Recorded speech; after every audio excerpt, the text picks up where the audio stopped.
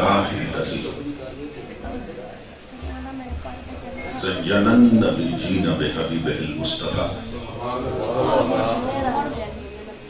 ومن علی المؤمنین بنبیہ المجتبیٰ الصلاة والسلام علی سیدنا ومولانا محمد خیر البرر وعلى آلہ واصحابہ المتأدبین بالتقوی.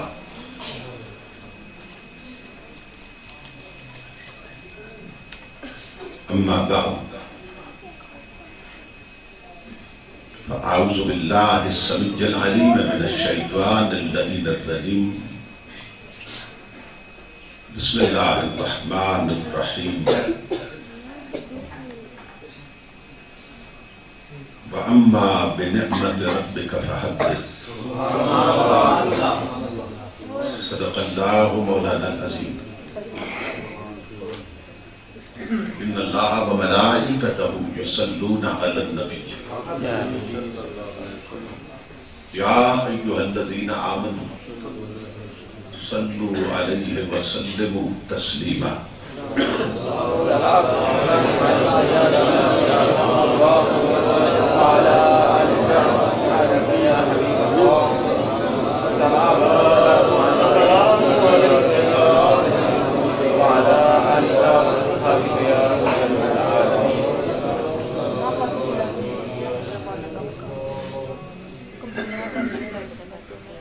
لائق صدر کرام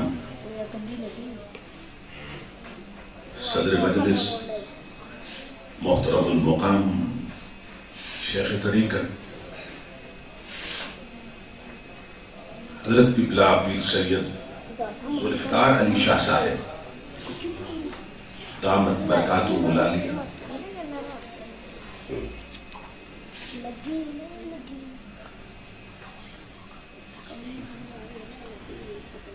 خطیب اسلام حضرت علامہ اشفاق احمد نقشبندی صاحب، خطیب اسلام حضرت علامہ رفاقت حسین سیالوی صاحب، خطیب اسلام حضرت علامہ غلام ربانی چشتی صاحب، خطیب اسلام حضرت علامہ الفت حسین صاحب، خطیب اسلام حضرت علامہ قاری ریاض احمد سعیدی صاحب،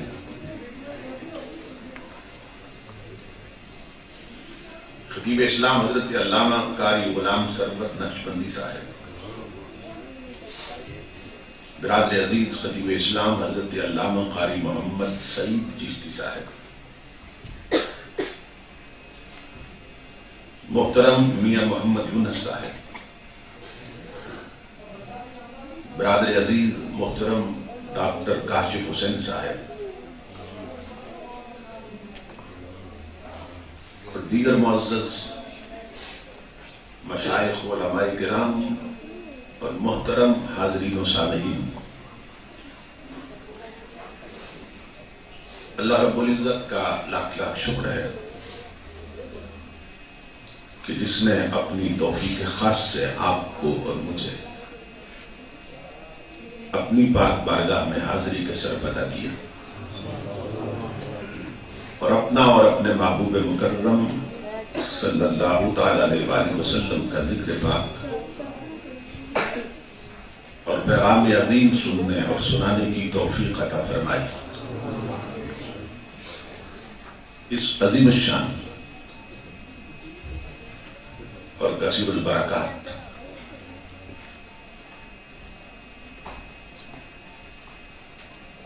لبیک یا رسول اللہ کانفرنس کے انعقاد پر میں آپ تمام حضرات کی خدمت میں بالعموم اور برادر عزیز خطیب اسلام مخلصی فی اللہ حضرت علامہ قاری غلام عباس قادری صاحب زیدہ بندو،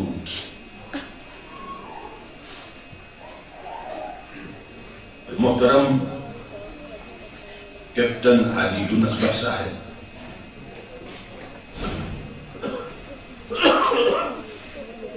میلاد کمیٹی کے جملہ کارکنان، وابستگان اور معاونین کی خدمت میں بالخصوص دل کی عطا گہرائیوں سے ہدیہ تبریک و تحسین پیش کرتا ہوں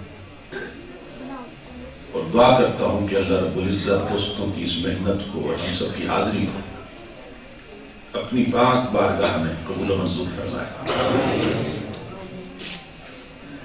اور آج کی اس نشست کو ہماری اعتقادی، فکری اور عملی تربیت کے اعتبار سے نتیجہ خیز اور بامقصد بنائے۔ خوشبخت اور خوش نصیب ہوتے ہیں وہ لوگ کہ جنہیں اللہ رب العزت اس طرح کی پاکیزہ مجالس میں حاضری کا شرف عطا کرتا ہے، اس لیے کہ یہاں آیا نہیں جاتا بلکہ بلایا جاتا ہے۔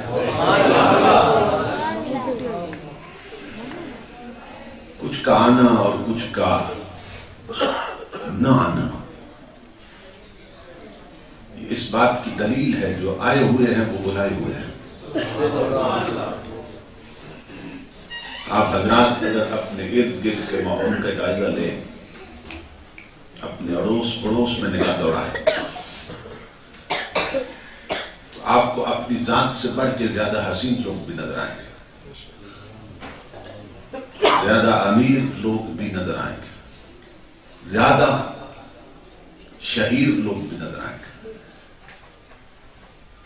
زیادہ عزت ناموری اور شہرت کے مالک لوگ بھی نظر آئیں گے، مگر اس کے باوجود ان لوگوں کو اس طرح کی پاکیزہ مجالس میں حاضر ہونا نصیب نہیں ہوتا۔ تو پھر کیا وجہ ہے کہ مجھ جیسے گناہگار بیٹھے ہیں؟ اس کے سوا کچھ نہیں کہا جا سکتا۔ اللہ رب العزت کی یہ بارگاہ کوئی بلند بارگاہ ہے کہ یہاں آیا نہیں جاتا بلکہ بلایا جاتا ہے۔ بہت سے امیر نہیں آئے مگر غریب آئے بیٹھے، بہت سے بزم خویش پڑھے لکھے نہیں آئے اور ناخواندہ لوگ آئے بیٹھے، بہت سے بڑے نہیں آئے مگر بچے آئے بیٹھے، بہت سے مسجد کے پڑوس میں رہ کر نہیں آئے اور دوسرے گاؤں اور دیہاتوں سے آئے بیٹھے، بہت سے بنگلوں اور کوٹھیوں والے نہیں آئے مگر کچے گھروں والے آئے بیٹھے۔ اس کے سوا کچھ نہیں کہا جا سکتا کہ میری طلب بھی تیرے ہی کرم کا صدقہ ہے، میری طلب بھی تیرے ہی کرم کا صدقہ ہے، قدم یہ اٹھتے نہیں ہیں اٹھائے جاتے ہیں، جس کو پسند کرتے ہیں۔ جو گھڑیاں یہاں گزرتی ہیں وہ زندگی کی اہم ترین لمحات ہوتے ہیں۔ نبی اکرم صلی اللہ تعالی علیہ وآلہ وسلم نے فرمایا اذا مررتم بریاض الجنت فرتعوا، اے میری امت اور اے میرے غلاموں، جب جنت کے باغوں میں جاؤ اپنی خوراک لے لیا کرو، جب جنت کے باغوں میں جاؤ تو کھا پی لیا کرو۔ اصحاب رسول نے حیران ہو کے سوال کیا، یا رسول اللہ صلی اللہ علیہ وسلم، اس دنیا میں وہ جنت کے باغ کہاں ہیں؟ آج تک آپ کی زبان اقدس سے اس جنت کا ذکر سنا جو مرنے کے بعد اعمال اچھے ہوئے تو نصیب ہوگی، لیکن آج آپ ایک ایسی جنت کا ذکر فرما رہے ہیں جس کا تعلق اسی دنیا کے ساتھ ہے۔ یا رسول اللہ صلی اللہ علیہ وسلم، اس دنیا میں وہ جنت کے باغ کہاں ہیں؟ تو نبی اکرم صلی اللہ تعالی علیہ وسلم نے جواب دیا، مجالس الذکر، وہ محفل ہے جہاں اللہ اور اس کے محبوب کا ذکر ہوتا ہے، وہی جنت کا باغ ہوتی ہے۔ اس حدیث رسول کے مطابق اس وقت ہم جنت کے باغ میں ہیں.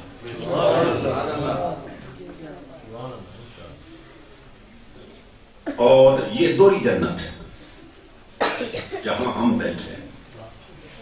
کیونکہ حدیث پاک یہ بتا رہی ہے کہ ذکر کی مجلس اگر جنگل میں رکھ دی جائے تو اسے بھی جنت بنا دیتی. اور یہ تو مسجد ہے، اللہ کا گھر بھی جنت اور اس کے محبوب کے ذکر کی مجلس بھی جنت. ہم جنت در جنت میں بیٹھے ہیں، یعنی جنت میں جنت بنا کے بیٹھے. بنیادی طور پر یہ میں اس لیے عرض کر رہا ہوں کہ جو لوگ آ سکتے تھے مگر نہیں آ سکے، گھروں میں بیٹھے ہیں، ٹی وی پہ بیٹھے ہیں، حکے پہ بیٹھے ہیں، گپوں پہ بیٹھے ہیں، آ سکتے تھے مگر نہیں آ سکے، نہیں آئے، تو وہ بد نصیب یہ نہ سمجھے کہ ہم محفل میں نہیں گئے. انہیں اپنے مقدر پہ رونا چاہیے کہ وہ آج جنت میں نہیں گئے.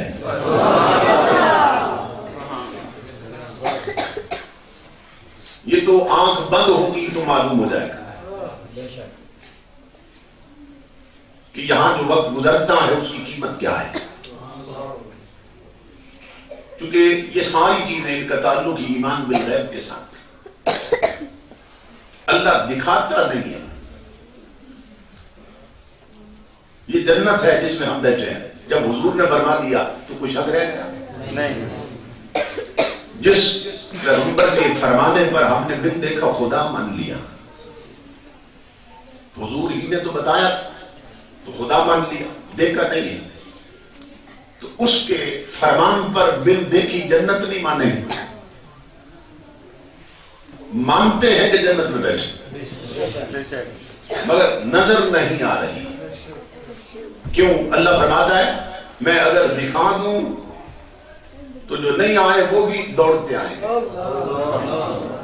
فرمایا ہم دکھا کے بنوانا ہی نہیں چاہتے، ہم ہر شے اپنے حبیب سے سنوا کے منوانا چاہتے ہیں. دکھا کے نہیں منوانا چاہتے. یہ مقام نبوت سمجھایا جا رہا ہے. ہم دکھا کے نہیں منوانا چاہتے، ہم نے اپنا آپ دکھا کے منوایا. اللہ نے اپنا آپ دکھایا نہیں، یار سے سنوا کے منوایا. تو فرمایا ہم دکھا کے منوانا ہی نہیں چاہتے، ہم ہر شے اپنے حبیب سے سنوا کے منوانا چاہتے ہیں. اب فرق کیا ہے؟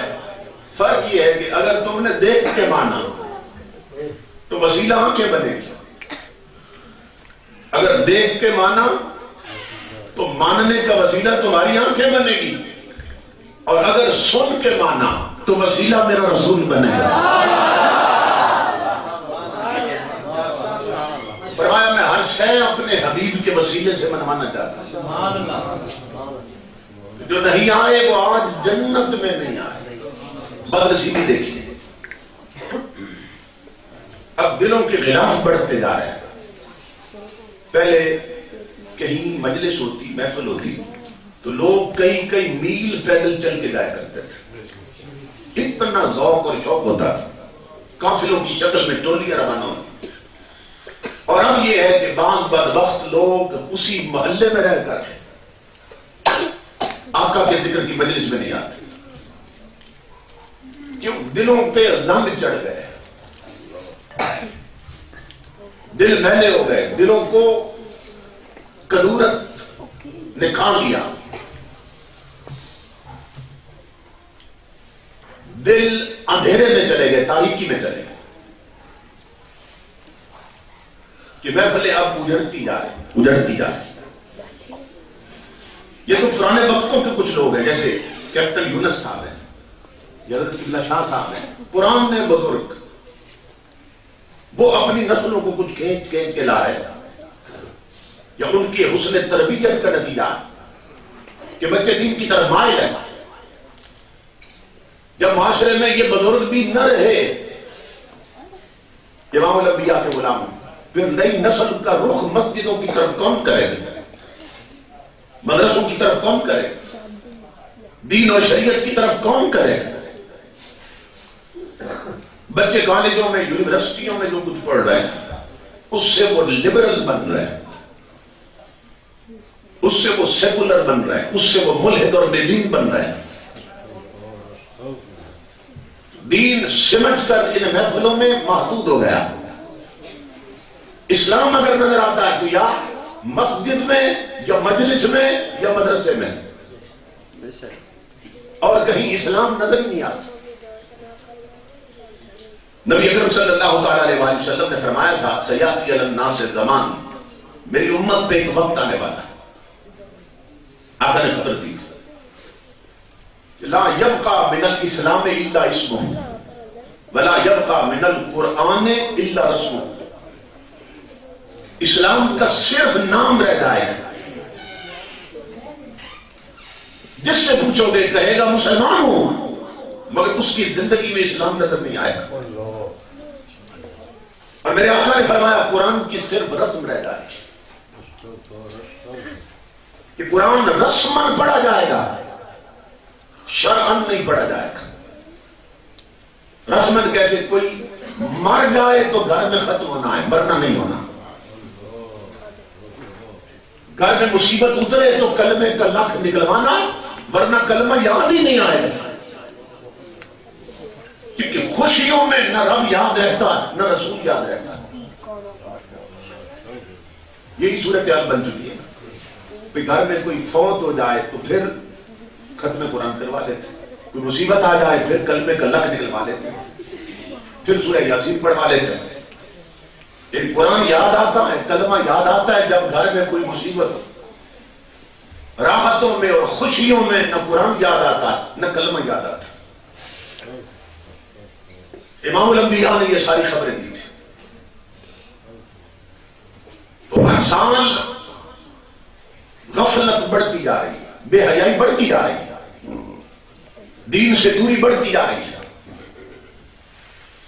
ہمارے لوگ خوش ہوتے ہیں، ایک اینگل سے اگر دیکھیں تو ہے تو خوشی کی بات، مگر دوسرا پہلو بھی پیش نظر رہنا چاہیے۔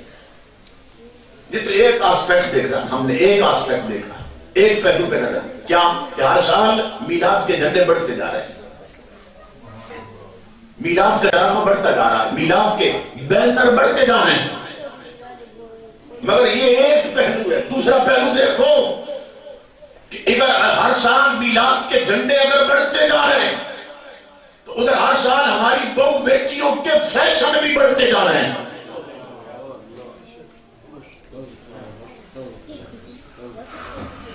اس کا مطلب یہ ہے کہ کمری والے کے یہ جو جھنڈے لگائے ہوئے ہیں یہ صرف ایک ڈھونگ ہے، صرف ایک ڈرامہ ہے، کہ چھت پر تو آقا تیرے نام کا جھنڈا لگے گا، مگر اس چھت کے نیچے رہنے والی بہو بیٹیوں کا لباس تیری شریعت کے مطابق نہیں ہوگا۔ یہ ہو رہا ہے کہ نہیں ہو رہا ہے؟ امام الانبیاء نے فرمایا تھا، اگر فرمایا تھا میری امت پہ وقت آئے گا کہ اسلام کا صرف نام رہ جائے گا، اسلام نظر نہیں آئے گا۔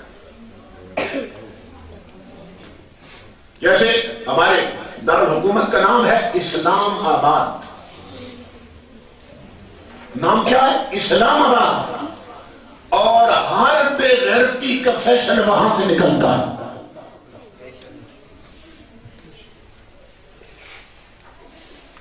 ہر برائی کا منظر وہاں نظر آتا ہے، وہاں کے ہوٹل نائٹ کلب بنے ہوئے، M L A hostels, M P A hostels, وہ بدکاری کے اڈے بنے ہوئے ہیں۔ نام کیا ہے؟ اسلام آباد۔ میرے آقا نے فرمایا تھا ایک وقت آئے گا اسلام کا صرف نام رہ جائے گا۔ آپ لوگ پریشان نہیں ہونا، کیونکہ آپ کی اور میری پہلی ملاقات، جلسوں کا ایک عام مزاج بن چکا ہے، وہ یہ کہ لوگ آتے ہیں کانوں کا چسکا پورا کرنے، اور خطیب آتے ہیں چسکا پورا کرنے عوام کا، ایسی باتیں کریں جس سے عوام نعرے لگائے، ان کی تقریر چلتی سبحان اللہ سے، کہ جمعے نعرے لگائیں، داد بھی دیں اور امداد بھی دیں۔ اور وہ پھر باتیں بھی وہی کریں گے جس سے عوام اور وجد میں آئے، اور وجد میں آئے، ٹپے سنائیں گے، دوڑے سنائیں گے، مگر نہ رب کا قرآن سنائیں گے نہ نبی کا فرمان سنائیں گے۔ جلسے ہو رہے ہیں، اتنے ہو رہے ہیں، پہلے کبھی نہیں ہوئے تاریخ میں اتنے جلسے، مگر جلسوں کا نتیجہ زیرو جا رہا ہے، جلسوں کا اثر نہیں ہو رہا۔ کہ اتنے جلسوں کے باوجود یہاں اتنے لوگ بیٹھے ہیں، میں ہاتھ کھڑے نہیں کر رہا ہوں مگر میں دعوے سے کہہ رہا ہوں، یہاں بیٹھنے والوں کی اکثریت عشاء پڑھ کے نہیں آئی اور فجر جا کے نہیں پڑھے گی۔ تو زندگی بھر آپ جلسے اٹینڈ کرتے رہے مگر آپ نے سیکھا کیا اس سے؟ نماز بھی نہیں سیکھی آپ نے، زندگی بھر جلسے سن کے اور حاضری دے دے، پھر کیا سیکھا؟ سب سے بڑھ کر اسلام میں جس چیز کی تاکید آئی ہے وہ ہے نماز۔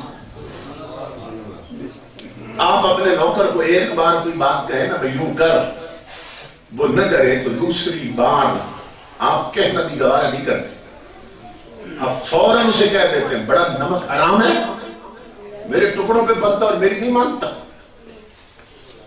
دوسری بار نہ مانے آپ نوکری سے نکال دیتے ہیں یا سزا دیتے ہیں۔ وہ جو آقاؤں کا آقا ہے، وہ جو بادشاہوں کا بادشاہ ہے، وہ تجھے ایک بار نہیں، دو بار نہیں، 7 بار نہیں، 750 بار کہہ رہا ہے نماز قائم رکھ، اور تم نے عشائی کو نہیں پڑھی، تم نے فجر نہیں پڑھنی۔ اسے کتنا غصہ آیا ہوا ہوگا، کبھی سوچا؟ بارشیں ہم نے خود روکی ہوئی ہے، ہم خود نہیں اترنے دے رہے رحمت، کیونکہ نیچے سے لعنت کے کام چھوڑیں گے تو راہ اترے گی نا۔ تو یہ صورت حال ہو چکی ہے، اور محفل میں ہمارے نعت خوان اور ہمارے نقیب وہ مجمع کو کہیں گے ہاتھوں کو ڈنڈا بنا دو اور جھومنے لگ جاؤ، پتلی تماشا بنا ہوا ہے، محفل نہیں، کوئی شو ہے، سٹیج شو ہو رہا ہے کہ محفل میں ہر شخص جھنڈے بنائے ہوا ہاتھوں۔ یہ یاد رکھو امام الانبیاء کے غلاموں کہ جس شخص کا ہاتھ نام رسول پر محفل میں جھنڈا بنے مگر وہ ہاتھ 5 وقت نماز میں اس نبی کے رب کے سامنے جوڑ نہ سکے، وہ ہاتھ مومن کے ہاتھ نہیں، منافق کے ہاتھ۔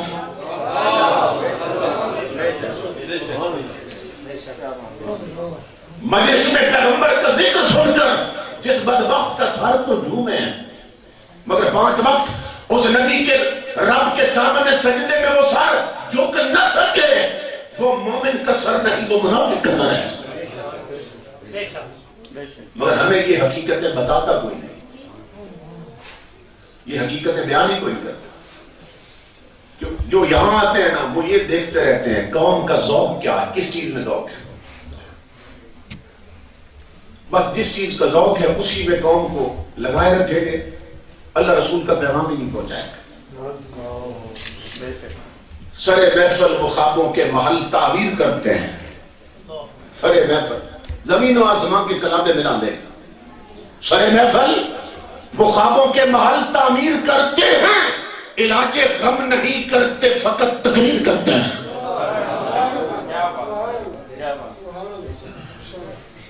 قوم گناہوں میں ڈوبتی جا رہی ہے، قوم بے غیرتی کی دلدل میں اترتی جا رہی ہے، اور قوم کے دکھوں اور گناہوں کا کوئی علاج ہی نہیں بتایا جا رہا۔ قوم کانوں کے چسکے میں پڑی ہے، کانوں کی لت پڑ گئی، قوم کان کی عیات ہو گئی، گانا سن لیا، نعت سن لی۔ اب نعت خوان بھی وہ چل رہا ہے زیادہ سٹیجوں پہ جو کنجریوں کے لہجے میں ذکر رسول کرتا ہے۔ ان بدبختوں نے کوئی کنجری کسی کا گانا نہیں چھوڑا جس پر نعت رسول نہیں چڑھا دی۔ عجیب کھیل کھیلا جا رہا۔ امام الانبیاء نے فرمایا تھا میری امت پہ وقت آنے والا ہے اسلام کا صرف نام رہ جائے گا، مگر گھر میں اسلام نظر نہیں آئے گا، بہو بیٹیوں کے لباس میں اسلام نظر نہیں آئے گا، بچوں کی تعلیم میں اسلام نظر نہیں آئے گا، شادی ہوگی تو اس کے رسم و رواج میں اسلام نظر نہیں آئے گا.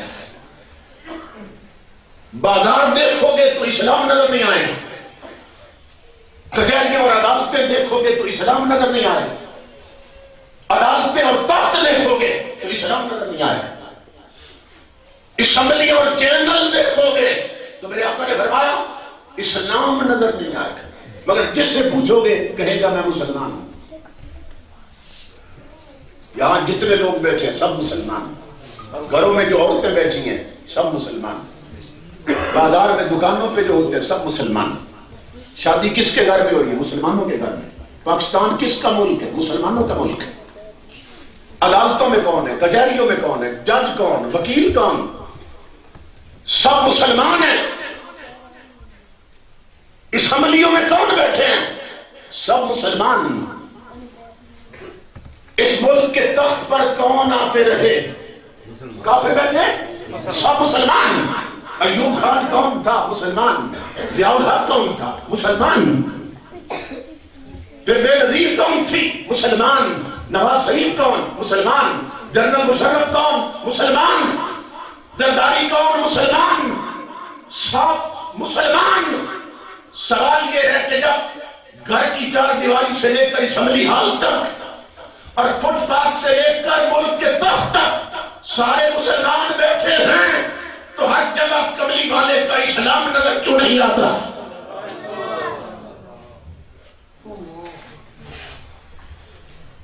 اس لیے کہ صرف نام کے مسلمان. منافقت ہے الا واجب.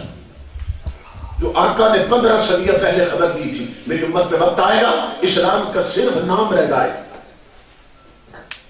کہ کہیں گے مسلمان مگر اسلام نہیں ہوگا. اسی طرح قرآن کی صرف رسم رہ جائے مگر قرآن نہیں ہوگا. قرآن کب یاد آئے گا؟ جب گھر میں کوئی مر جائے گا تو پھر ختم کروانا.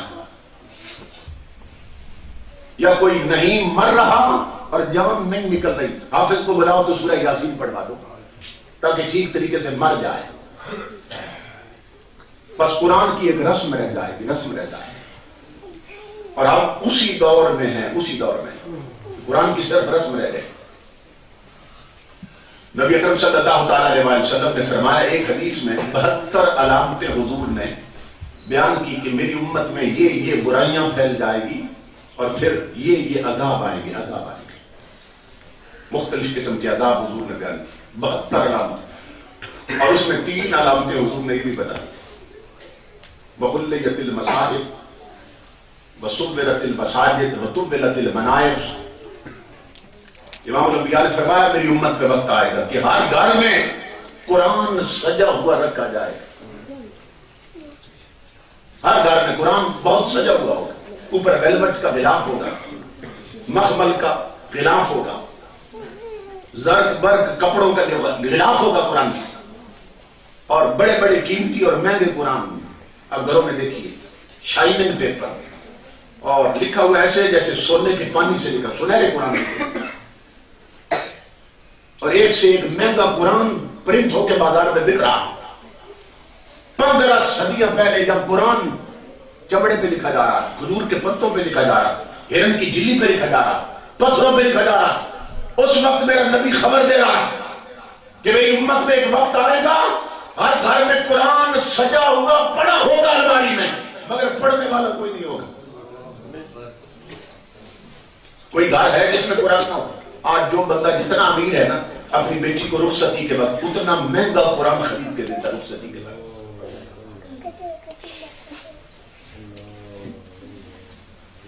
اور پھر اس پر ویلوٹ کے غلاف اور پھر اعلیٰ سے اعلیٰ رحل بنی ہے. رحل جس کو کہتے ہیں, رحل جس پہ قرآن رکھا جاتا ہے, وہ بیٹیوں کو جہیز میں دے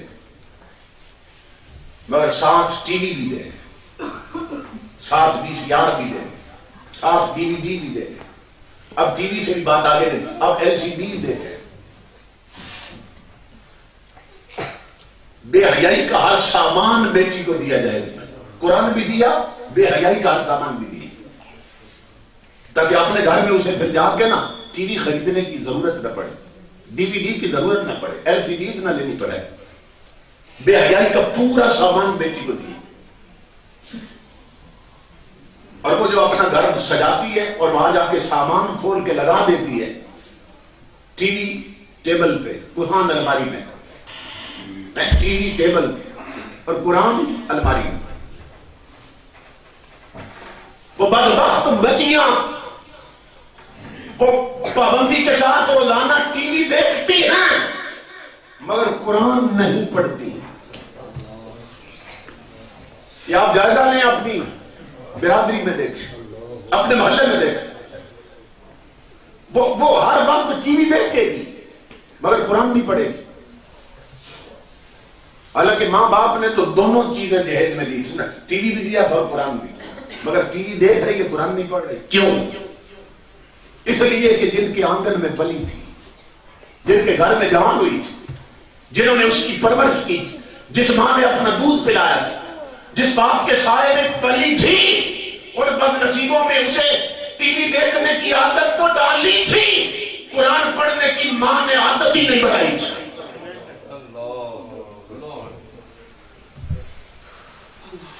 ماں یہی عادت تو بنا رہی کہ ماں بچیوں کو کہتی ہے بیٹی ٹی وی آن کرو، دیکھو وہ ڈرامہ شروع ہوا ہے کہ نہیں، پچھلی قسطیں ساری دیکھی، یہ کہیں رہ نہ جائے. کوئی اسٹیج شو لگنا تھا، فلمی شو لگنا، چیک کرو ٹائم ہوا ہے کہ نہیں ہوا. ماں یہ کر رہی ہے. باپ بیٹیوں کے لیے رومانٹک ناول اور فلمی میگزین خرید کے پہنچا رہے ہیں گھروں تک، کیبل کے کنیکشن لے کے دے رہے ہیں اولاد. چھتوں پہ دو ڈشیں لگی ہیں، اندر نیٹ لگا ہے، اندر ٹی وی لگے ہیں، ایل سی ڈیز لگی ہیں، کیبل کے کنیکشن ہے، ٹچ موبائل ہے، ٹیبل ہے. اور باہر دیکھو تو دروازہ بھی ہے، دروازے کے اندر ٹانٹ بھی، بوری بھی، کپڑا بھی لٹکایا ہوا ہے پردے کے لیے. دروازے پر پردہ بھی ہے، ٹانٹ بھی لٹکا ہوا ہے. بظاہر اتنا پردہ ہے کہ جو گزر رہے گلی سے اس کی نظر اندر نہ آئے، مگر بے حیائی کا سارا سامان خود اندر نصب کیا ہوا ہے کہ گھر کی بہو بیٹیاں ہاتھ میں ریموٹ کنٹرول ہے، ریموٹ کنٹرول، اور چینل بدل بدل کر بے حیائی کے منظر دیکھ رہی.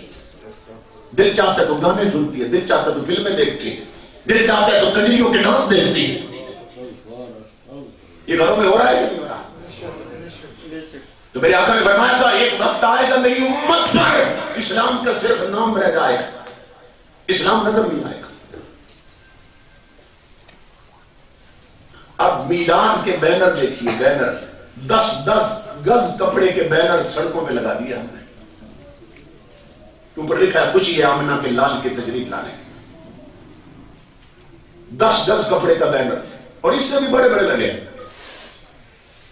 مگر مصطفیٰ کی شریعت آواز دے رہی ہے نادان، یہ تو نے 10 گز کپڑے کا بینر بازار میں لگایا، یہ تیری خوشی تھی کہ تجھے نبی مل گئے، کہ تجھے رسول مل گئے. یہ اتنا کپڑا لگایا یہ تیری خوشی تھی.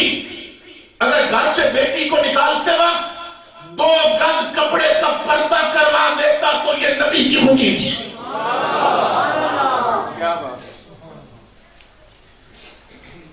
جہاں چادر رکھنی تھی وہاں تو رکھی کوئی نہیں.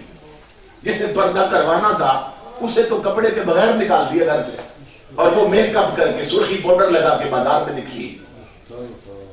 جہاں کپڑا رکھنا تھا، جس پر کپڑا ہونا چاہیے تھا، جس کے بارے میں قرآن کہہ رہا تھا کہ بل یضربن بخمرہن علی جیوبہن، اے نبی کی امت کی عورتوں گھروں میں بھی اپنے جسموں پر چادروں کے پلو اتار کے رکھا کرو، چادروں کی بکل میں رہا کرو.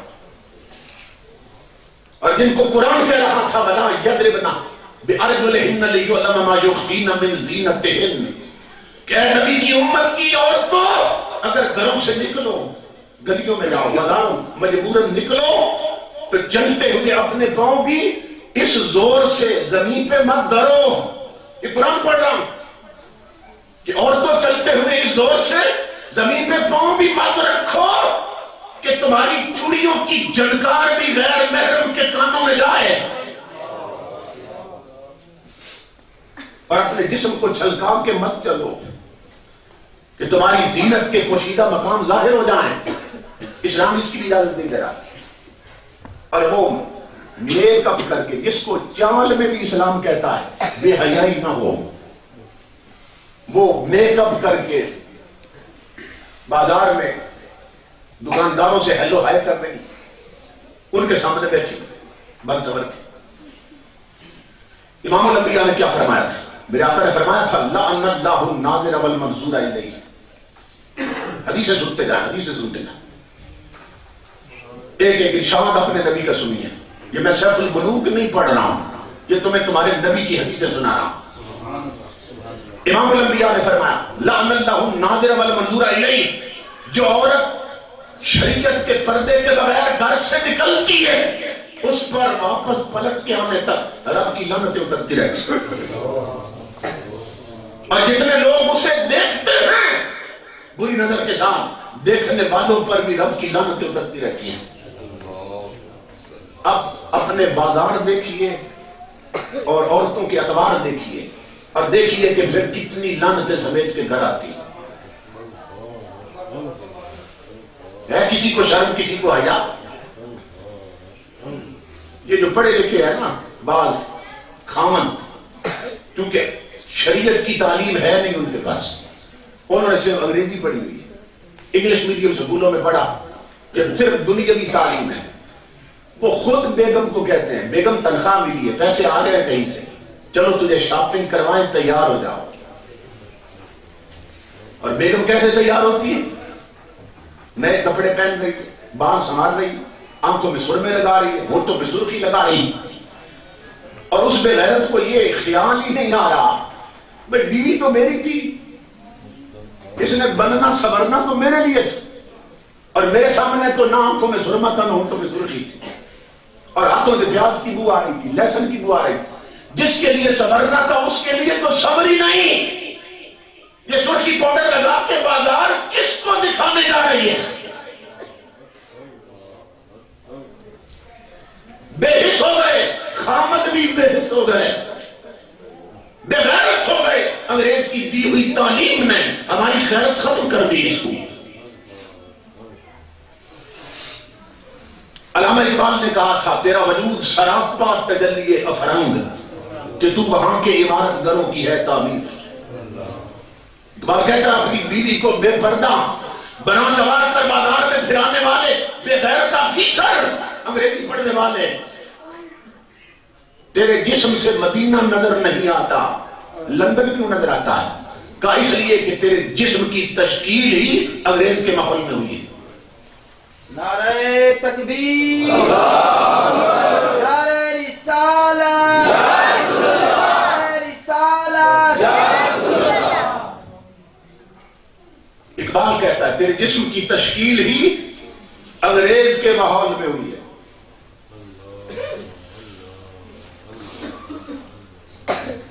لارڈ میکالے کا بنایا ہوا نظام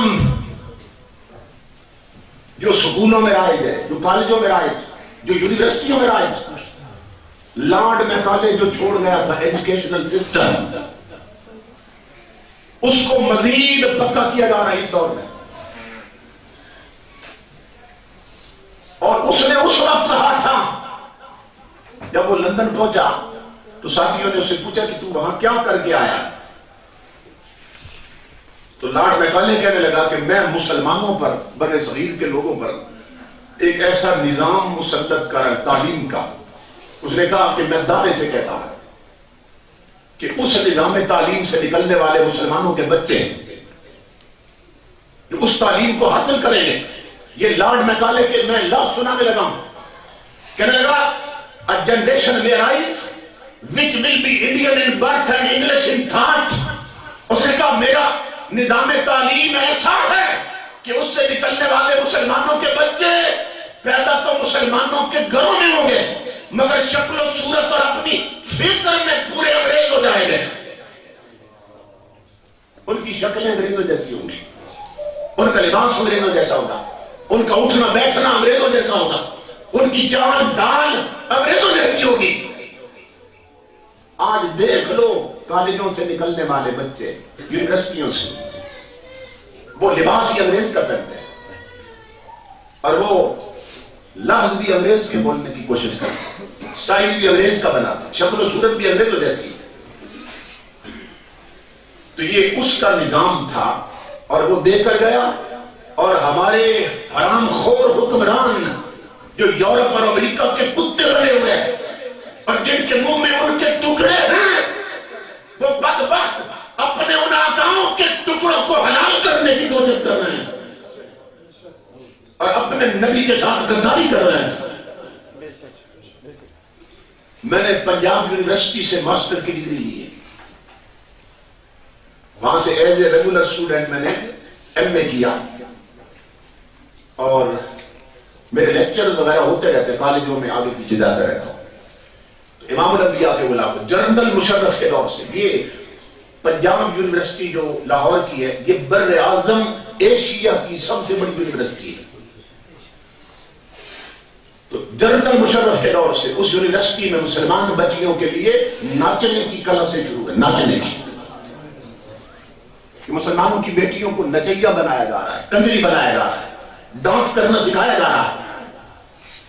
اور جس سال وہاں یہ شروع کی گئی کلاسز، اتنی اپلیکیشنز گئی، اتنی درخواستیں دی گئی بچیوں کی طرف سے کہ ہمیں ناچنا سکھایا جائے، کہ انہیں مسلمان بچیوں کے نام ویٹنگ لسٹ میں ڈالنے پڑ گئے.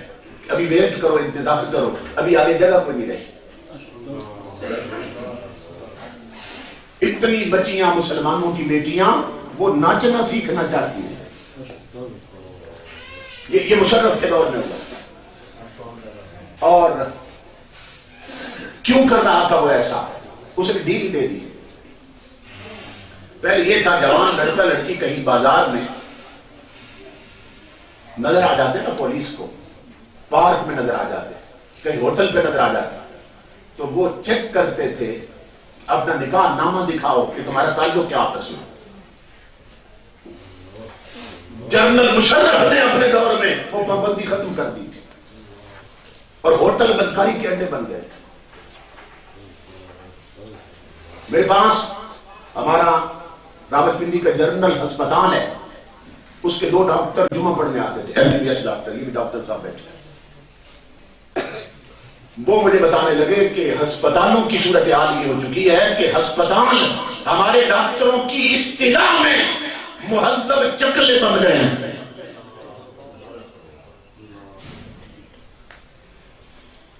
کہ جہاں ہاؤس جاب کرنے والی جوان لیڈی ڈاکٹرز اور جوان ڈاکٹرز، نوجوان لڑکے اور لڑکیاں اور نرسیں 24 گھنٹے 3 دن اکٹھے ڈیوٹی دیتے ہیں اور ان کے ہاسٹل بدکاری کے اڈے بنے ہوئے ہیں. اور ڈاکٹر کہتے تھے ہماری اصطلاح بن گئی ہے کہ اب ہسپتال مہذب چکلے بنے ہوئے ہیں. یہ صورتحال ہے. اور مشرف کی آئیڈیل شخصیت کون تھی؟ آئیڈیل وہ ہوتا ہے جس کے پیچھے چلنے کو دل کرتا ہے اور انسان جس کو فالو کرتا ہے. وہ کہتا تھا کمال اتاتürk، ترکی کا، ماڈرن ترکی کا بانی، وہ جنرل مشرف کا آئیڈیل تھا کہ جس نے مسجدوں کو تالے لگوا دیے تھے، کہ جس نے مدرسے بند کروا دیے تھے، کہ جس نے بغیر نکاح کے پوری زندگی ایک بدکار عورت لطیفہ کے ساتھ گزار دی تھی، نکاح بھی نہیں کیا تھا. وہ کہتا تھا میں نکاح کا قائل نہیں. یہ اس ترکی کی بات بتا رہا ہوں جو ترکی کملی والے کے عاشقوں کا ترکی مشہور ہوتا تھا کہ جب بغیرت بے دین ملحد حکمران ملا.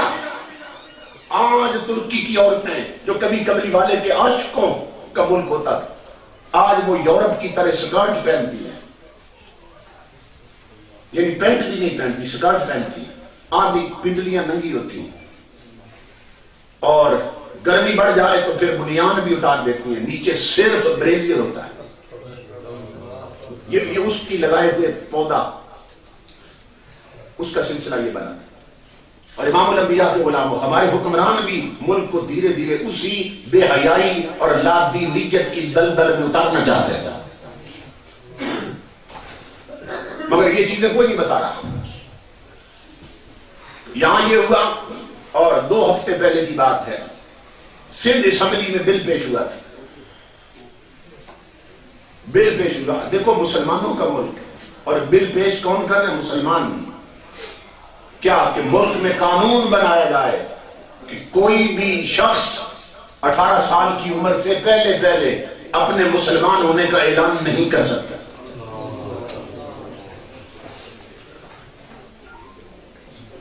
کیوں؟ یہ ایک آزاد خیالی دی جا رہی ہے ہماری نیو جنریشن کو، ہماری قوم کو، کہ جو مذہب ہے نا، مذہب اسلام، کوئی بھی مذہب، یہ پرسنل میٹر ہے، ہر بندے کا ذاتی معاملہ ہے. کہ پابندی لگا دو، 18 سال سے پہلے کوئی اعلان نہیں کر سکتا. کیوں؟ 18 سال کے بعد عقل پختہ ہو جاتی ہے، میچور ہو جاتا ہے، بالغ نظر ہو جاتا ہے، پھر خود فیصلہ کر لے گا میں نے قادیانی بننا ہے، عیسائی بننا ہے کہ مسلمان رہنا. پہلے پابندی لگا دو، کوئی اپنے آپ کو مسلمان بھی نہیں کہہ سکتا. یہ اس ملک میں ہوا جو بنا ہی حضور کے نام پہ، کلمے کے نام پہ. ہم اسی پہ رو رہے تھے، پریشان تھے کہ میں KPK میں خطاب کے لیے گیا. انہوں نے مجھے وہاں یہ بتایا کہ جو 2016 اور 17 کا سلیبس آیا مسلمان بچوں کے لیے، کلاس 1 2 3 4 5 6 7 8، جماعت اول، دوئم، سوئم، چہارم، پنجم، ہفتم، ہشتم، یہ جتنا آیا. اب جو پہلے کتابیں پڑھائی جا رہی تھی، کیونکہ پٹھانوں کا یہ پٹھان بڑی غیرت مند قوم ہوتے تھے اور عورتیں بہت پردے والی ہوتی تھیں.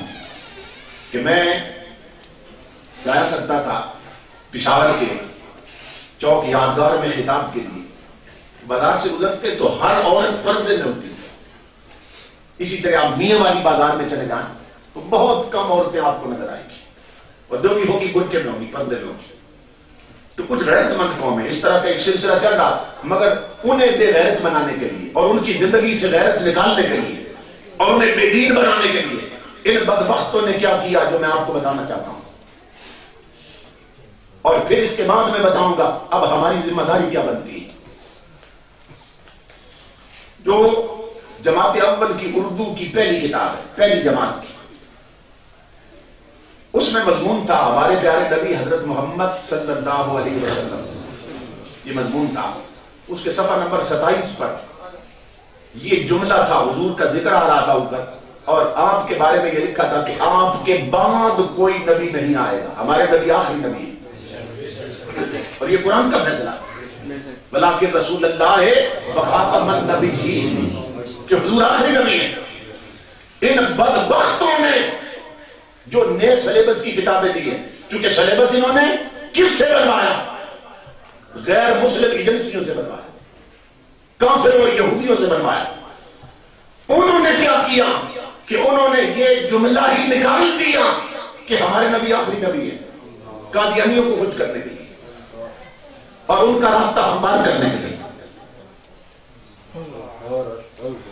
کیونکہ یہ بے غیرت عمران خان بھی اپنے دھرنے میں کہتا رہا ہے کہ قادیانی اور نن مسلم مینارٹیز ہمارے بھائی ہیں. نواز شریف بھی بھونکتا رہا ہے کہ یہ قادیانی ہمارے بھائی ہیں. یہ بغیرت ترین لوگ، اور اب ان کے لیے راستہ ہموار کر رہے ہیں یورپ کے دی ہوئی جھنڈے پر. اور تاجدار کائنات کی خاتمیت کا جو سینٹنس اور جملہ ہے اسے کتاب سے نکال دیا. اتنی بڑی ضرورت و جسارت امام الانبیاء کے علماء. دوسرا مضمون تھا قرآن، ٹائٹل ہی قرآن تھا کہ بچوں کو پڑھایا جائے قرآن کیا ہے، کس نے بھیجا، کون لایا، کس پہ اترا، کیوں بھیجا گیا، اس میں ہمارے فائدے کی کیا چیزیں ہیں. تعارف تھا قرآن کا. ان بدبختوں نے وہ پورا مضمون ہی ختم کر دیا. تیسرا مضمون تھا ایک ہے بس اللہ کا نام، ایک نظم تھی دعا کی شکل میں. اور جانتے ہیں آپ بچے نظم زبانی یاد کر کے پڑھتے رہتے ہیں. اس میں اللہ کی شان بھی تھی، اللہ سے دعا بھی مانگی گئی تھی. وہ ٹوٹلی طور پر ظالموں نے دعا ہی ختم کر دی. چوتھا مضمون تھا نماز پڑھو، جس میں نماز کی اہمیت بیان کی گئی تھی، اس کی کیا برکتیں ہوتی ہیں، مسلمان کے لیے کتنی ضروری. ٹوٹلی طور پر، کلی طور پر وہ پورا مضمون ہی ختم کر دی. تو یہ سارے جس میں اسلام کا تصور تھا سارے مضمون نکالے تو کیا کر دیا کتاب کو. پرانی کتاب میں 30 لیسن، 30 سبق تھے، اور جو موجودہ دیے بچوں کو اس میں صرف 15 رہ گئے. اسلام نام کی ہر شے مٹا دی. اسی طرح اردو کی جو دوسری جماعت کی کتاب ہے، اس میں مضمون تھا ہمارے پیارے نبی حضرت محمد صلی اللہ علیہ وسلم کی پیاری باتیں.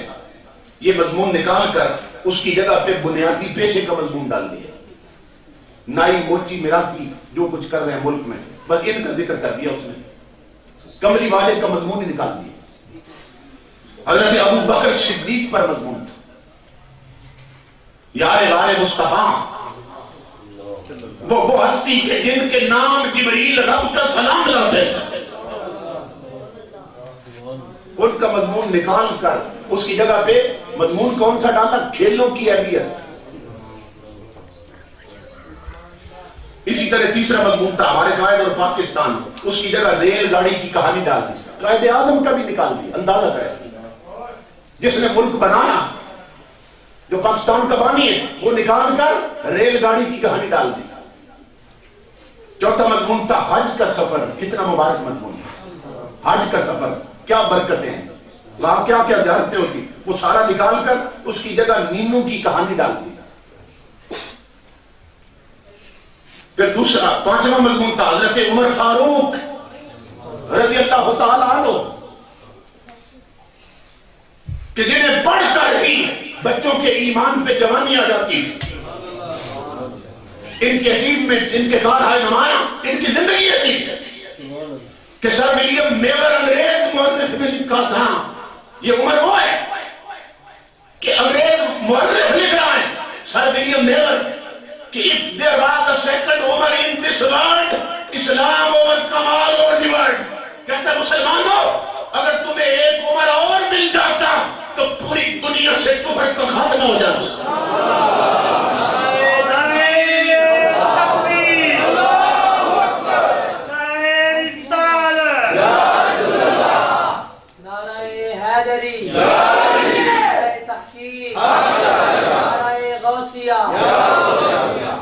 آج اس یہود و نصارہ کی مانوی اولاد نے یہ مضمون نکال دیے اور اس کی جگہ پہ تصویری کہانی ڈال دی. دعا تھی وہ نکال دی. آگے جو تیسرے سال کی کتاب تھی، اس میں تھا آئیں نماز پڑھے. ایک مضمون مل جل کر رہنا، یونٹی اور اتفاق کی اس میں دعوت دی. اللہ کی آخری کتاب، اس میں مولائے کائنات سیدنا علی بن مرتضیٰ کا مضمون تھا.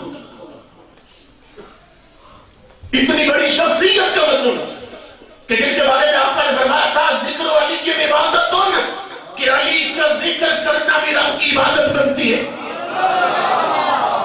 بدبختوں نے آپ کا ذکر بھی نکال دیا. آگے مضمون تھا حضرت شیخ عبد القادر گیلانی کہ وہ بچپن ہمیشہ سچ بولو، ٹائٹل یہ تھا. اور آپ کی کہانی پھر آخر میں دعا تھی، لب پہ آتی ہے دعا بن کے تمنا میں. یہ سارے مضمون نکال دیے. آپ اندازہ کریں. اب میں اس کی تفصیل میں نہیں جاتا، صرف میں چند نمونے پیش کر رہا ہوں. اسی طرح عربی کی کتاب میں سارے اسلامی مضمون نکال دیے. اسی طرح جو انگلش کی کتاب ہے جماعت ہشتم کی، اس میں مضمون تھا prophet Muhammad peace be upon him, model of truth and honesty, کہ بچوں کو پڑھایا جاتا ہے کہ سچائی اور دیانت کا شاہکار ہے تمہارا نبی. یہ پڑھایا جا رہا ہے. ان بدبختوں نے تاجدار کائنات کا مضمون نکال کر کافر حاتم طائی کا مضمون ڈال دیا. کافر کا مضمون ڈال دیا جنرس ڈیڈ کے عنوان سے. اسی طرح نوئنگ دوسرا مضمون تھا نوئنگ اباؤٹ ڈاکٹر علامہ محمد اقبال اور نیشنل ہیرو. یہ مضمون تھا. اس کی جگہ پہ گلیور ان ا نیو ورلڈ ایک انگریز کا مضمون ڈالا. علامہ اقبال کا نکالا. اقبال جس نے اس قوم کو زندگی دی ہے، مردہ قوموں کو زندگی دی اس نے، اور اتنا بڑا عاشق رسول کے جسٹس ضیاء الامت پیر محمد کرم شاہ الازہری رحمۃ اللہ علیہ آپ فرمایا کرتے تھے کہ اقبال سے ہم نے پوچھا اقبال تیرے تو منہ پہ داڑھی بھی نہیں تو لوگ تجھے حکیم الامت کہتے ہیں، تو آقا کی امت کا حکیم بن گیا، اتنا بڑا ٹائٹل اور رتبہ تجھے کیسے مل گیا؟ اقبال کے نام کے ساتھ حکیم آتا ہے، حکیم الامت. اس کا وہ معنی نہیں ہے کہ وہ حکیم جو نبض چیک کر کے تو جسم کی بیماری جانتا ہے. وہ حکیم نہیں تھا. وہ ایسا حکیم تھا کہ جو معاشرے کے نشیب و فراز اتار چڑھاؤ دیکھ کر ان کی روحوں کے روگ جان لیتا تھا کہ معاشرہ زوال پذیر کیوں ہے. یہ گر کیوں گیا، اٹھ کیسے سکتا؟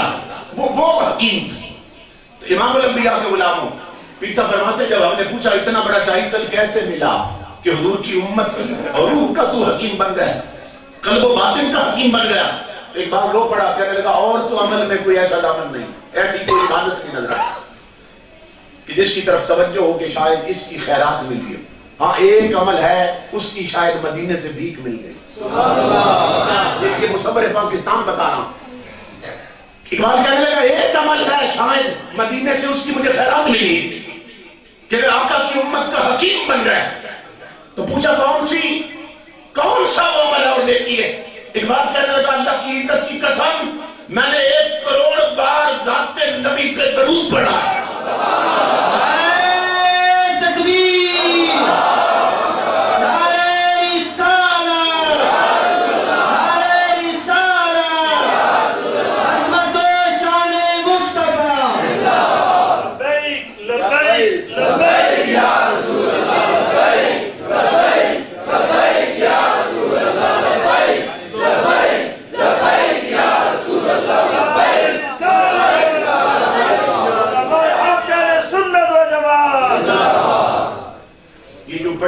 بیٹھے نا ساتھی، وہ اس کی ویب سائٹ لکھ لیں اس کی، تاکہ خود دیکھنا چاہیں تو دیکھنا ہے۔ اس کی ویب سائٹ نوٹ کر لیں۔ میں نے اس کی بہت ساری فوٹو کاپیاں جمعے پہ کروا کے جہاں میں خطاب کرتا ہوں وہاں لوگوں میں بانٹی ہیں۔ میں نے کہا ہے کہ آگے پھر فوٹو کاپیاں کرا کے پوری امت میں تقسیم کرو تاکہ لوگوں کو معلوم ہو ہمارے ساتھ کیا کھیل کھیلا جا رہا ہے۔ اور یہ وہی کھیل ہے جس کا اقبال نے اشارہ کیا تھا، علامہ اقبال نے۔ یہ حکیم الامت دور تک نظر دیکھ رہی تھی۔ اقبال مسلمانوں کو کہہ رہا، کہتا وطن کی فکر کر ناداں مصیبت آنے والی ہے اور تیری بربادیوں کے مشورے ہیں آسمانوں میں۔ یہ سپر پاور جو اپنے آپ میں رشیا، امریکہ، یورپ، اور امریکہ تو کہتا اب میں سپریم پاور ہوں۔ اقبال کہتا ہے یہ جن کی ہم زمین بنے ہوئے اور یہ جو ہمارے حکمران آسمان بنے ہوئے ہیں ان کا کہہ رہا ہے کہ وطن کی فکر کر ناداں مصیبت آنے والی ہے، تیری بربادیوں کے مشورے ہیں آسمانوں میں۔ اور چھپا کر آستین میں بجلیاں رکھی ہیں گردوں نے، انادل باغ کے غافل نہ بیٹھے آشیانوں میں۔ اس لیے آشیانوں میں غافل نہ رہو ورنہ تمہارے بچے، ان کا دین خطرے میں ہے، ان کی آئیڈینٹی خطرے میں ہے، ان کا اسلامی تشخص خطرے میں ہے۔ تو یہ لکھ لیں www.pennkpk.org.pk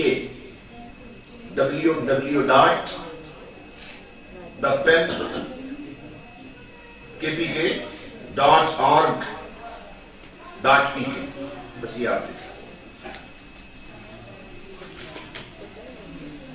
انہوں نے ایک ایسا ادارہ بنا دیا ہے جس کا نام بھی آپ ذہن میں رکھیں، ایجوکیشن سیکٹر ریفارم یونٹ۔ اس کو ایبریویٹ کیا انہوں نے ESRU، مخفف ہے اس کا ESRU۔ یہ بھی لکھیں گے نا ESRU تو آ جائے گا ایجوکیشن سیکٹر ریفارم یونٹ، یہ آ جائے گا۔ یہ صورت حال۔ اب امام الانبیاء کے غلاموں، میں یہ عرض کر رہا ہوں ہماری ذمہ داری کیا بنتی ہے؟ اب ہم اوپر تو کوئی تبدیلی نہیں لا سکتے، اوپر تو انہوں نے ایسا جان تنا ہے کہ ہم اسے توڑ نہیں سکتے۔ اب ہر مسلمان جو کملی والے کا غلام کہتا ہے اپنے آپ، اب اس کی اپنی ذاتی ذمہ داری ہے کہ سب سے پہلے اپنی اولاد کی گٹی میں مصطفیٰ کا قرآن رکھے، سب سے پہلے اپنی اولاد کو دین کی تعلیم دو۔ بے شک ایک سال ہی پڑھاؤ مگر اسے مدرسے بھیجو کہ جہاں اس کے قلب و دل کی لوح پر کملی والے کے نقش پکے کر دیے جائیں، اور بعد میں جو تعلیم آ رہی ہے وہ پڑھنے کے بعد بھی اس کا رابطہ گنبد خضرا کے مکین سے ٹوٹ نہ سکتا۔ اور اس کی مثال ہے ہمارے پاس علامہ اقبال۔ اقبال کیمبرج میں پڑھتا رہا، جرمنی یونیورسٹیوں تک گیا، یورپ کی یونیورسٹیوں تک گیا اقبال، امام الانبیاء کے غلام ہو، مگر وہاں سے جب نکلا تو تو سر جھکا کے نہیں سر اٹھا کے نکلا، اور اقبال اعلان کرتا ہوا نکلا ہے یورپ والوں خیرہ نہ کر سکا مجھے جلوہ دانش فرنگ، سرما ہے میری آنکھ کا خاک مدینہ و نجف۔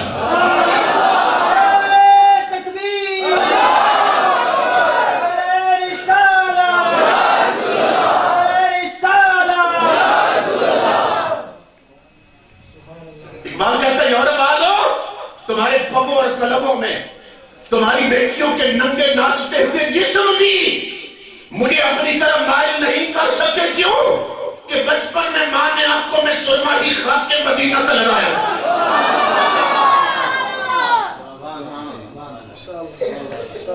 کبھی میں دیکھ رہا تھا ایک چھوٹا سا بچہ، یہاں بہت چھوٹا بچہ بیٹھا تھا، معلوم نہیں اٹھ کے کہاں گیا، تو میں اس کے تاثرات دیکھ رہا تھا، بالکل چھوٹا سا بچہ ہے، اچانک وہ جذبات میں سبحان اللہ پکار اٹھا ہے، ابھی اور کسی نے نہیں کہا تھا۔ امام الانبیاء کے غلاموں جب ان کی گھٹی میں مصطفیٰ کو قرآن رکھ دو گے، اقبال نہ بنتا اگر ماں نے گھٹی میں قرآن نہ رکھا ہوتا۔ اقبال نے فلسفے بعد میں پڑھے ہیں دنیا کے، اور اقبال نے گلستان بوستان رومی اور جامی کو پہلے پڑھا ہے اور ساتھی کو پہلے پڑھا، اسی لیے تو اسے علامہ بھی کہتے ہیں۔ اقبال نے پہلے شریعت پڑھی تھی، دین پڑھا تھا، پھر کہاں تک گیا انگریزی پڑھی، سارا کچھ پڑھا، مگر دیکھ لو کہ پھر عاشق رسول بنا، اقبال عاشق رسول بنا، اور صورتحال یہ ہو گئی کہ اقبال پھر کہتا ہے اللہ اکبر،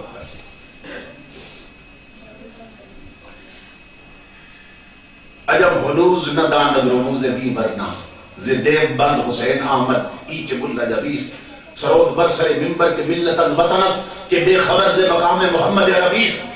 آگے اقبال کہتا ہے بمصطفیٰ میرا ساخی شرح کے دی ہمہوس، کہا کملی والے کے قدموں تک پہنچ جاؤ کہ ساری شریعت وہیں سے نکلی۔ بمصطفیٰ میرا ساخی شرح کے دی ہمہوس، اگر بہور نہ رسیدی تمام بولا۔ تو بچوں کو حضور کی تعلیمات سے آگے چاہیے۔ نبی اکرم صلی اللہ علیہ وسلم کا طریقہ یہ تھا کہ ہفتے میں حضور 2 بار عورتوں سے خطاب فرماتے تھے اور 1 بار مردوں سے خطاب فرماتے تھے۔ ہفتے میں حضور 2 دفعہ عورتوں کو ٹائم دیتے تھے، شریعت سکھاتے تھے، جو جلسے کی شکل میں ہوتا، ویسے تو ہر وقت ہی سکھاتے تھے، ان کا تو چپ رہنا بھی شریعت ہوتی تھی، وہ ہنستے تھے تو شریعت بن جاتی تھی، وہ روتے تھے تو شریعت بن جاتی تھی، مگر یہ ہے کہ گیدرنگ کر کے مجمع لگا کے 3 دفعہ حضور جلسہ کرتے تھے ہفتے میں، اور 2 دن عورتوں سے خطاب فرماتے، انہیں شریعت کے مسائل سکھاتے تھے۔ تب ایمان سے بتائیں کہ آقا نے یہ بتایا کہ عورتوں کی دینی تربیت کتنی ضروری ہے، تو جس کے لیے ہفتے میں حضور 2 بار محفل سجاتے تھے۔ ہمارے ہاں بڑے بڑے شہروں میں، دیہاتوں میں ان عورتوں کی دینی تربیت کے لیے سال میں ایک جلسہ بھی نہیں ہوتی، سال بعد بھی نہیں ہوتی۔ عورتیں دین سے اتنی دور ہیں، اتنی ناواقف ہیں دین سے، انہیں جسم ناپاک کو تو پاک کرنے کا طریقہ ہی معلوم نہیں۔ ہمارا پنڈی میں ایک مدرسہ ہے بچیوں کا، آتی ہیں بچیاں کچھ پڑھنے کے لیے نا محلے کی، تو میری جو اہلیہ ہیں وہ حافظہ بھی ہیں، قاریہ بھی، عالمہ بھی ہیں الحمدللہ، تو وہ پڑھاتی ہیں، تو وہ مجھے بتاتی رہتی ہے بھئی ایم اے پاس بچیاں آتی ہیں، ایم ایس سی آتی ہیں، ایم اے ایم ایڈ کر کے آتی ہیں، مائیں لاتی ہیں انہیں ساتھ، لیکن صرف ڈگریاں ہیں ان کے پاس، اور شریعت اتنی بھی انہیں معلوم نہیں کہ جسم کو پاک کیسے کرنا ہے، یہ بھی معلوم نہیں، اور ہیں ڈگری ہولڈر ہے، ایم اے پاس اور ایم ایس سی کر رہے ہیں، اور آج یہ صورتحال ہو چکی۔ جب نیپولین نے بھی کہا تھا تم مجھے اچھی مائیں دو میں تمہیں بدلے میں اچھی قوم دیتا ہوں، ایک مفکر نے کہا تھا اچھی ماں ہی اچھی قوم پیدا کرتی، جب مائیں ہی اچھی نہیں ہوں گی، مائیں فیشنیبل ہوں گی، ماؤں کے آدھے جسم ننگے ہوں گے، آگے ان کی بیٹیوں کے تو پھر پورے ہو جائیں گے۔ حیدرآباد دکن کا سٹیج تھا انڈیا میں، جیسے ہمارے ہاں حیدرآباد سندھ ہے، انڈیا میں حیدرآباد دکن ایک شہر ہے، بہت بڑا علاقہ ہے، وہاں ایک سٹیج تھا، جلسہ ہو رہا تھا، ایک ہندو عورت تقریر کر رہی تھی، اس نے کہا مسلمانوں مجھے ایک بات کا جواب دو کہ 14 صدیوں میں تم میں صرف ایک حسین کیوں آیا، دوسرا حسین کیوں نہیں آیا؟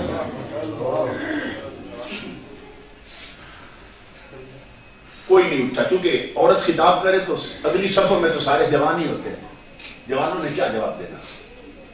وہ سمجھ گئی ان کے پاس جواب ہی کوئی نہیں مسلمانوں کے پاس۔ تھوڑی دیر کے بعد اس نے پھر یہی سوال کر دیا، مسلمانوں مجھے جواب دو، 14 صدیوں میں صرف ایک حسین آیا، دوسرا حسین کیوں نہیں آیا؟ پھر کوئی نہیں اٹھا۔ تیسری بار جب اس نے سوال کیا نا، آگے تو کوئی نہیں اٹھا جوانوں نے، پیچھے ایک بزرگ بیٹھے تھے جن کی آنکھوں میں حسن مصطفیٰ کے جلوے تھے اور سینے میں عشق نبی کے سمندر تھے۔ وہ بزرگ کھڑے ہو گئے، فرمایا ہندو بیٹی تو نے سوال بڑا عجیب کیا کہ 14 صدیوں میں ایک حسین آیا، دوسرا حسین کیوں نہیں آیا؟ فرمایا بیٹی اس کا جواب یہ ہے، حسین آ سکتا ہے، فاطمہ جیسی ماں کوئی نہیں رہی۔ کہ حسین آ سکتا ہے مگر علی جیسا باپ نہیں ملتا۔ اگر مائیں ٹی وی پر فلمیں اور ڈرامے دیکھ رہی ہوں اور باپ بازاروں میں آوارہ گردی کر رہے ہوں تو پیدا ہونے والے بچے ڈسکو ڈانسر بنتے ہیں، رب رسول کے باغی بنتے ہیں اور سلمان تاثیر جیسے کنجر بنتے ہیں۔ اور اگر مائیں تہجد گزاروں اور باپ پرہیزگار اور سامنے قرآن کھڑا رہتا تو ان کے پیدا ہونے والے بچے کوئی علم الدین بنتا ہے، کوئی ممتاز قادری بنتا ہے۔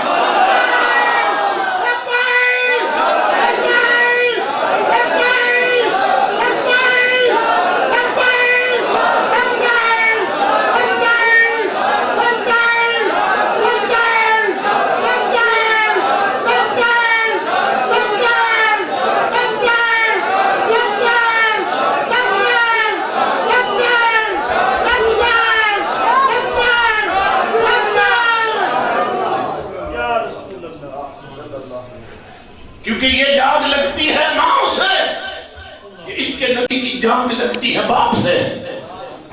اگر باپ غیرت مند ہو اور مائیں پاکیزہ ہوں تو پیدا ہونے والی نسلیں غازی اور شہید بنتی ہیں۔ آج ہم سے ہماری آئیڈینٹی چھینی جا رہی ہے، ہمارا تشخص برباد کیا جا رہا ہے، اور بچوں کو جو اصل ہمارا ایسٹ ہے، ہمارے اکابرین اور ان کی تعلیمات، اس سے دور کیا جا رہا ہے۔ اس لیے میرے بھائیوں، سب سے پہلے اولاد کو حضور کا قرآن پڑھا اور شریعت کی تعلیم دو، بنیادی ضروری مسائل جن کا سیکھنا ہر مسلمان کے لیے ضروری ہے، پہلے انہیں وہ سیکھا۔ یہ فکر نہ کرو کہ ان کے مستقبل کا کیا بنے گا۔ اللہ فرماتا ہے من یتوکل علی اللہ فہو حسبہ، قرآن اس کے بعد ان پہ یقین کرے۔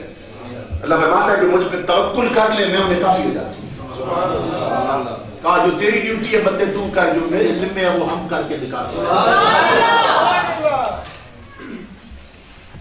تو امام الانبیاء کے غلاموں کی ہماری ذمہ داری ہے، ورنہ قبر اور قیامت میں ہم عذاب سے بھی بچ سکیں اور آقا کو منہ ہی نہیں دکھا سکیں کہ جو دین ہم تک پہنچانے کے لیے میرے رسول نے طائف میں پتھر کھائے کہ دین میری امت تک پہنچا، مکے جیسا وطن قربان کر دیا تھا اور 300 میل یثرب کو مدینہ بنایا تھا اور گرم ریتوں پہ سفر کیا تھا، صرف اس لیے کہ میری امت تک میرا دین پہنچ جائے۔ تو یہ اتنی بڑی نعمت ہے جس کی طرف ہم نے پرست کر رکھی ہے، اور ہمارے بغیرت لیڈر اور حکمران ہمیں اس سے دور لے جا رہے ہیں، اس سے دور لے جا رہے ہیں۔ آج بچے یہ سمجھتے ہیں، جوان یوتھ ینگ یہ سمجھتے ہیں بھئی اسلام کے پیچھے چلے تو بیکورڈ ہو جائیں گے اور سائنٹیفک ریس میں پیچھے رہ جائیں گے، کیونکہ یہ سائنس کی ترقی کا دور ہے اور سائنس کے کلائمیکس کا دور ہے، تو ہم بہت پیچھے رہ جائیں گے۔ تو یہ ہمیں قرآن کی طرف لے جا رہے ہیں، یہ ہمیں پھر مسجد اور حجروں کی طرف لے جا رہے ہیں۔ تو وہ یہ سوچنے لگ جاتے ہیں کیونکہ شریعت نہیں نہ پڑھی انہوں نے۔ الحمدللہ میں نے کیونکہ ایسے گھرانے میں آنکھ کھولی کہ حضور کے خادموں کا گھرانہ تھا، دادا جی عالم، والد گرامی عالم، بھائی عالم، چچا عالم۔ تو میں نے پنجاب یونیورسٹی میں بھی پڑھا، انگریزی بھی پڑھی، سائنس بھی پڑھی، اسلام بھی پڑھا۔ میں اپنی بات آپ کو بتا رہا ہوں، سائنس بھی پڑھی اللہ کی عزت کی قسم، چونکہ ہم نے ابھی اسلام پڑھا نہیں ہے، کملی والے کی شریعت ہم نہیں سمجھتے، اس لیے ہم سمجھتے ہیں کہ یورپ ترقی کر گیا اور سائنس اپنے نقطۂ کمال پہ جا پہنچی، مگر میں علی وجہ بصیرت کہہ رہا ہوں، میرے پاس دلیلیں ہیں مگر ٹائم نہیں ہے۔ شاید ایک مثال دیتا ہوں، میں علی وجہ بصیرت کہہ رہا ہوں، یہ سائنس کے عروج کا دور ہے، مگر اس دور میں بھی لوگوں سائنس کی جس مقام پہ انتہا ہے وہاں سے نالین محمدی کی ابتدا ہو رہی ہے۔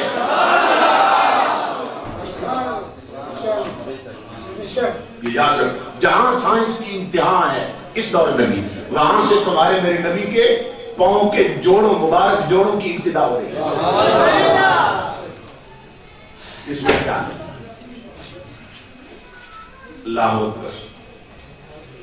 ہمارے گھر کا واقعہ، میری چچی جان وہ باہر ڈیرے پہ رہتے، جہاں ہماری زمین ہے وہاں ڈیرے پہ رہتے، تو ان کے 2 بیٹے MBBS ڈاکٹر ہیں، اب ایک اس وقت امریکہ میں ہے، دوسرا ملک بال میں۔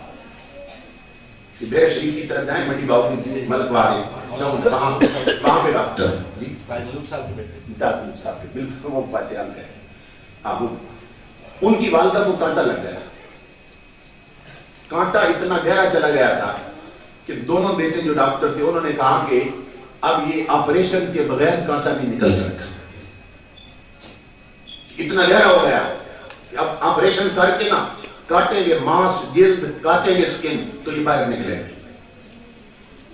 میں اس وقت گارڈن کالج میں پڑھتا تھا راولپنڈی میں اور 12ویں کلاس کا طالب علم تھا، مگر چونکہ میں اپنے بڑے بھائی جان صاحبزادہ محمد ابو بکر چشتی صاحب کے پاس رہتا تھا، تو وہ وہاں خطیب تھے، ان کی لائبریری میں طب نبوی پڑی ہوئی تھی، طب نبوی کہ جس میں وہ علاج بیان ہوئے تھے کہ جو صحابیوں نے عرض کی یا رسول اللہ ایک کانٹا لگ گیا کیا کروں، بخار ہو گیا کیا کروں، سر میں درد ہے کیا کروں، آقا نے جو علاج بتائے تھے نا وہ اس کتاب میں لکھے ہوئے تھے، تو میں ان دنوں وہ پڑھا کرتا تھا، وہ کتاب میں پڑھا کرتا، چھوٹی سی کتاب تھی طب نبوی، وہ میں پڑھا کرتا تھا۔ تو میں جب باہر ڈیرے پہ گیا تو میں نے دیکھا کہ انہوں نے وہ پٹی باندھ رکھی، تو بہت پریشان، میں نے کہا چچی جان کیا ہوگا، تو کہنے لگی کہ کانٹا لگ گیا، کنڈا چبھ گیا، تاکہ سب کو سمجھ آ جائے، کانٹا لگ گیا، اب بچے کہتے ہیں کہ آپریشن کے بغیر نہیں نکل سکتا، اب یہ کیا کریں، اب یہ کاٹنا پڑے گا، جلد کاٹے گے تو نکلے گا، پریشان ہوگی۔ میں نے انہیں کہا چچی جان یہ آپ کے بچوں کا جو علم ہے یہ یورپ سے آیا ہے، میں آپ کو مدینے کی بات بتاتا ہوں۔ میں نے کہا امام الانبیاء فرماتے ہیں، صحابہ لکھتے ہیں جب کسی کو کانٹا لگ جاتا تو کانا صلی اللہ علیہ وسلم یعالج بالحنا، تو آقا فرماتے تھے کانٹا چبھ جائے تو مہندی گھول کر اوپر لگا دو، کانٹا خود نکل جائے گا۔ سمجھ رہے رب کی عزت کی قسم لوگوں، میں ابھی بچہ تھا، ابھی تقریر بھی نہیں کرتا، صرف کتاب پڑھی تھی، میں نے کہا چچی جان یورپ کا علم پھینک دے، مدینے کا علم اپنا کے دے لے۔ انہوں نے کہا یہ تو بڑا آسان ٹوٹکا بتا دیا تھے، میں نے کہا آپ کر لیں۔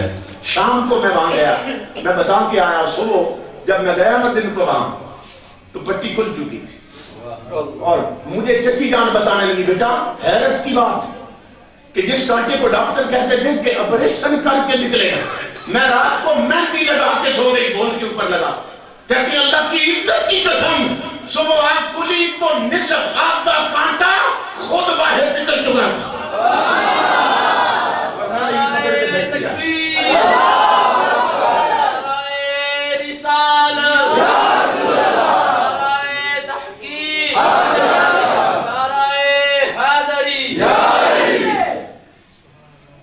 تمہارے منہ سے جو نکلی وہ بات ہو کے رہے، اے مدینے کے تاجدار تمہارے منہ سے جو نکلی وہ بات ہو کے رہی، تیری نگاہ سے سب کی نجات ہو کے رہی۔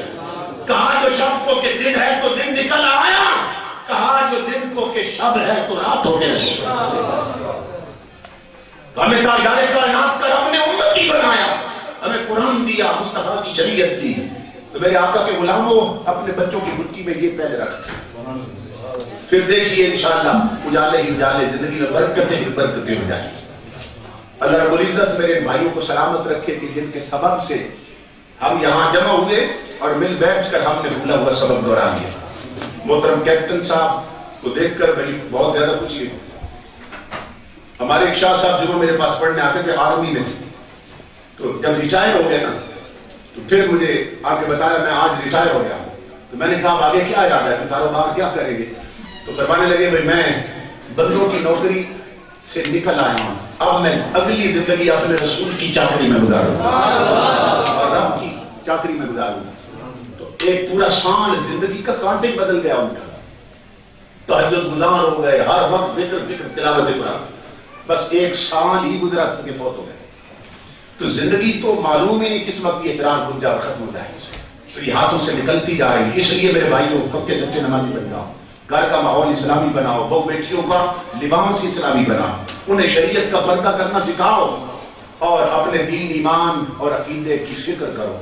اللہ رب العزت ان تمام دوستوں کو سلامت رکھے۔ حضرت علامہ قاری غلام عباس صاحب زیدہ مجدہ کیپٹن صاحب تمام کا ممنون، بڑی محبتوں سے انہوں نے نوازا۔ اللہ اس بستی پر غیر فانی برکتیں نازل فرمائے اور حضور کے توسل سے ہمیں عملی غلامی سے نوازے۔ وما علینا الا البلاغ۔